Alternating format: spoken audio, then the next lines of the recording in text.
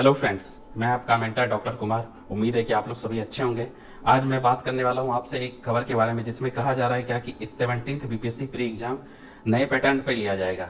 जैसा कि बात करेंगे क्या कि जो एग्जाम नए पैटर्न्स पे होगा तो इसमें हमारी क्या स्ट्रेटजी हो, क्या प्लानिंग हो, जिससे हम बहुत कंफर्टेबली अपने कट ऑफ को पार कर जाएं। तो कुछ दिनों से मार्केट में दो खबर उड़ रही है। एक कि एग्जाम दिसंबर में 13-14 दिसंबर को होगा, दूसरा कि एग्जाम जो है अब एक नए पैटर्न पे होगा।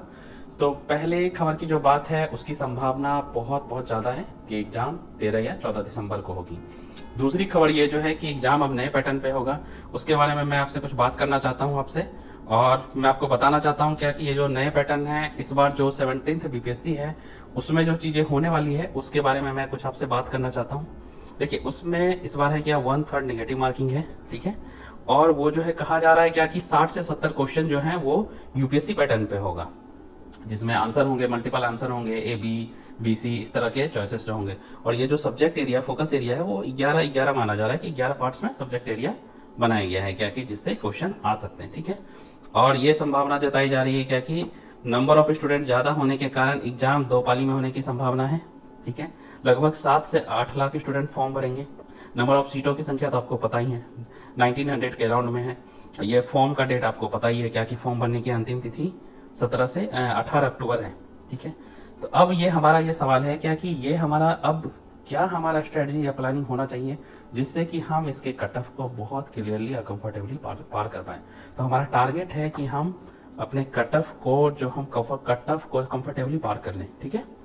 तो हम देखते हैं, इसमें पहले हम देखें क्या कि आखिर ये कट ऑफ कितने होने की संभावना हो सकती है। तो हम जो देख रहे हैं पिछले कुछ समय, जैसे ये 69th जो बीपीएससी हुआ था, पिछले बार जो बीपीएससी हुआ था, उसका कट ऑफ कितना गया है, क्योंकि उस बार के एग्जाम में भी निगेटिव मार्किंग थी,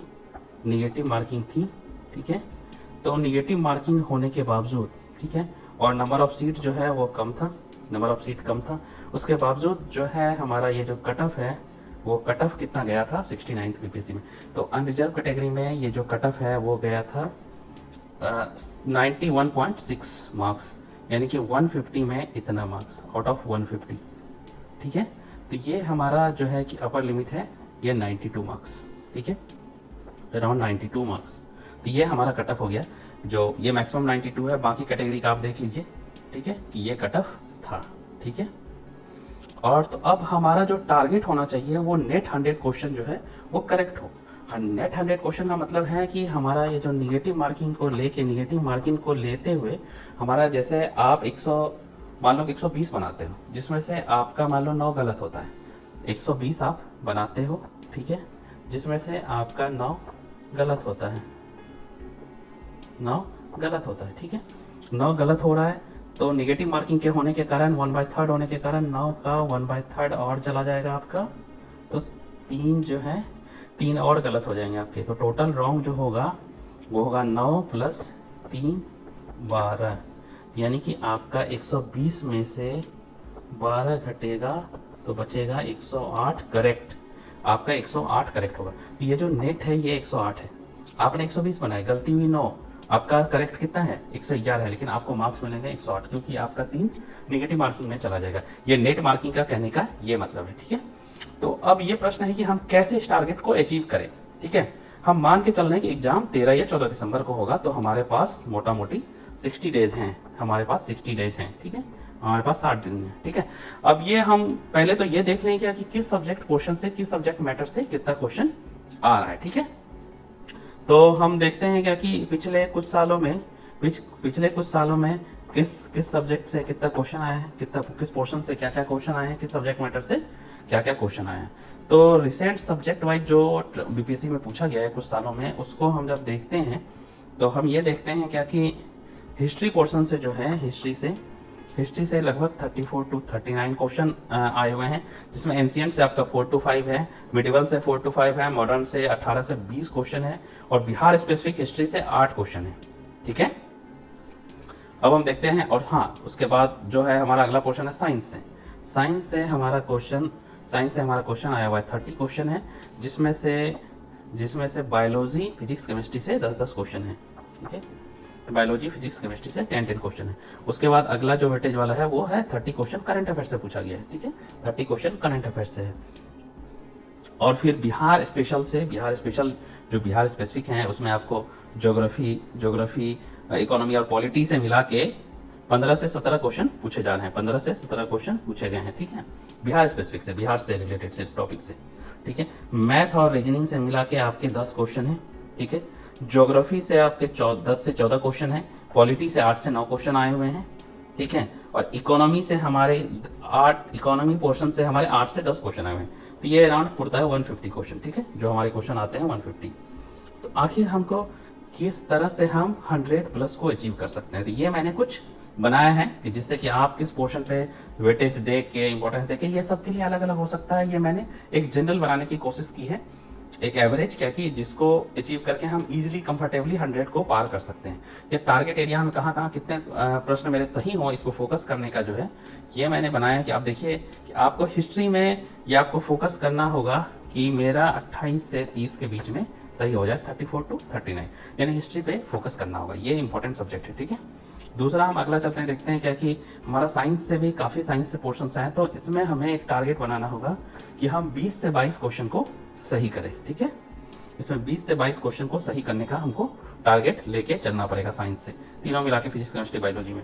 फिर जो अगला पोर्शन है हमारा करंट अफेयर्स, इससे हम टारगेट लेके चलें क्या कि हमारा 22 से 23 हमारा सही होना चाहिए, ठीक है। उसके बाद बिहार स्पेसिफिक है, इससे काफ़ी इजी क्वेश्चन आते हैं, इसलिए हमको टारगेट लेके चलना पड़ेगा कि हम 12 से 13 क्वेश्चन को सही कर पाएँ, फिजिक्स, ज्योग्राफी, इकोनॉमी और पॉलिटी मिला के इसमें 12-13, 15 से 17 में 12-13 सही करें, ठीक है। उसके बाद जो हमारा अगला पोर्शन है मैथ रीजनिंग में, यदि आप मैथ बैकग्राउंड से हैं या रीजनिंग बैकग्राउंड से हैं तो इसमें ज़्यादा हो सकता है, कम से कम आप इसमें लेके चलिए क्या कि आपका 5 सही हो। आप इसमें ज़्यादा करेंगे तो आप हो सकता है कि आपका मैथ रीजनिंग बैकग्राउंड से, तो यहाँ बायो पोर्शन में कम कर सकते हैं, बायो पोर्शन में कम भी होगा तो आपका यहाँ से मेकअप हो जाएगा। मैं एक मोटा मोटी एवरेज सबको लेके चल रहा हूँ, तो मैं इसको 5 मान रहा हूँ, ठीक है। आप ऊपर नीचे ये होता रहेगा, जिनका जो बैकग्राउंड है उस पर डिपेंड करता है, ठीक है। और उसके बाद आप देखिए यहाँ पे आया ज्योग्राफी पोर्शन, जो जनरल ज्योग्राफी है, इंडियन ज्योग्राफी है, उस पोर्शन से आपके 10 से 14 क्वेश्चन आते हैं, जिसमें से आपका टारगेट होना चाहिए 6 से 7 मेरा सही हो। और ये पॉलिटी है, इंडियन पॉलिटी है, क्योंकि वर्ल्ड ज्योग्राफी या बाकी इंटरनेशनल चीज़ों से नहीं पूछा जाता, ये इंडियन पे ही फोकस किया जाएगा, ठीक है। तो यहाँ 8 से 9 क्वेश्चन आते हैं इसमें, जिसमें से आपको 4 फोकस करना है, ठीक है।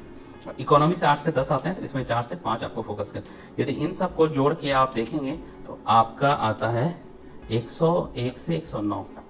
ये आपका, यदि इतना टारगेट आप लेके चलते हैं तो आप इजीली 101 से 109 क्वेश्चन सही कर सकते हैं। इसमें आप कुछ ज़्यादा अटेम्प्ट लेंगे, आपका रॉन्ग होगा और आपका नेट आ जाएगा, और आप इजीली पिछले बार के कटअप को देख के कह सकते हैं कि आप इस कटअप को जनरल कैटेगरी में बहुत आराम से पार कर सकते हैं। उससे आपका मार्जिन 10 से 15 क्वेश्चन, उससे जितना कटअप गया है उससे ये 10 से 15 क्वेश्चन ज़्यादा है, ठीक है। इसलिए बहुत आराम से किया जा सकता है इसको अचीव। तो हमको क्या करना होगा, आखिर क्या किन किन चीज़ों पे फोकस ध्यान देना होगा। तो पहले सिर्फ इस बार जो है, जिस तरह से बताया जा रहा है कि न्यू पैटर्न पे होगा, तो पहले हम जो पहले की तरह सिर्फ 1 लाइनर से काम नहीं चलेगा, क्योंकि 40% क्वेश्चन जो है यूपीएससी पैटर्न पे होने की संभावना है। लेकिन इस पर टेंशन लेने की भी कोई बात नहीं है, क्योंकि डिफिकल्ट होगा तो वो सबके लिए होगा, यदि मुश्किलें होंगी तो वो सबके लिए होंगी, डिफिकल्ट होगा तो वो सबके लिए होगा, ठीक है। तो और यदि डिफिकल्ट ज़्यादा होगा तो कटअप भी नीचे गिरेगा, ठीक है। बस करना क्या है कि थोड़ा सा हमको कॉन्सेप्ट पे ध्यान देके पढ़ना है, ठीक है। दूसरा है क्या कि किसी भी एग्जाम की तरह रिवीजन यहाँ भी बहुत इंपॉर्टेंट है। तो हमारा टारगेट होना चाहिए कि एक बार रीडिंग करना है और कम से कम 2 बार हमको रिवीजन करके एग्जाम में जाना, ये बहुत ज़रूरी है, क्योंकि बिना रिवीजन के आप कंफ्यूज हो जाएंगे और जो पढ़ा हुआ चीज़ भी है वो गलत करके आएंगे। इसलिए रिवीजन जो है बहुत इंपॉर्टेंट पॉइंट है, ठीक है। और दूसरा है क्या कि जो हमारे पास मोटा मोटी 2 महीना समय बचा हुआ है, ये जो 2 महीना है, 1 महीना जो इसमें 4 जो मोस्ट इंपॉर्टेंट जो 4 वेटेज वाला जो क्षेत्र सब्जेक्ट पोर्शन है, मैं आपको बता देता हूँ कौन। ये हिस्ट्री वाला है वेटेज वाला, दूसरा है हिस्ट्री वाला है, दूसरा है कि साइंस पोर्शन को हमको देखना है, ठीक है। और तीसरा है कि करंट अफेयर्स को देखना है, फिर बिहार स्पेशल को देखना है, ठीक है। करंट अफेयर्स और बिहार स्पेशल को देखना है हमको, ठीक है। तो करंट अफेयर्स और बिहार स्पेशल को, ठीक है। तो ये जो 4 पोर्शन है इस पे हमको खास तौर पे ध्यान देना चाहिए 1 महीना तक, ठीक है। उसके बाद बाकी सब्जेक्ट मैटर पे उसके बाद ध्यान देना चाहिए, क्योंकि इस पोर्शन से मैक्सिमम क्वेश्चन आ रहे हैं।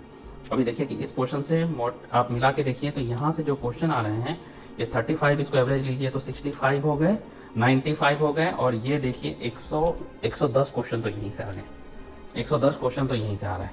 ठीक है, 110 क्वेश्चन यहाँ से, बाकी पोर्शन से वो 10 करके आ रहे हैं तो 150 बोल रहे हैं। तो 110 ये पोर्शन है, तो इसलिए इस पर फोकस करना है हमको। ठीक है, जो अभी समय हमारे पास बचा हुआ है।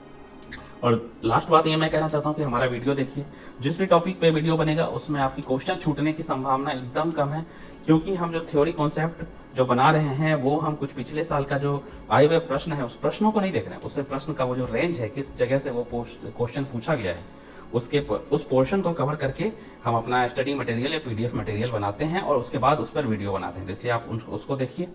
चलिए, वीडियो को देखने के लिए धन्यवाद। मैं आपका मेंटर डॉक्टर कुमार। यदि आपको ये वीडियो अच्छा लगा हो तो लाइक, सब्सक्राइब